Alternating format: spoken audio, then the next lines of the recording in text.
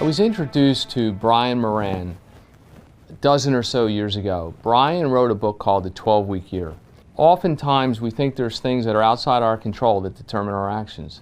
What I learned is that our thinking is what determines our actions and ultimately determines our results. So whether we think we can or we think we can't, whether we think we're going to have a good day, we're going to think we're going to have a bad day. It's one of the most powerful things as a human being is that we control our own thoughts. When you wake up in the morning, what's the routine? Do we grab our phone, check social media right away, check our emails, or do we get in our own heads? Do we plan the day? Do we put on some positive thoughts? Do we think about what we're grateful for? And remember, what I learned is that my thoughts ultimately determine my actions, which ultimately will determine my results.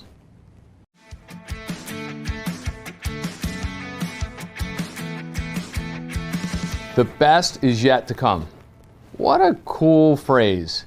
And over my life, it's actually become somewhat of my theme song. I sign a lot of my notes, almost all of my notes, the best is yet to come. I think it's just a message of optimism.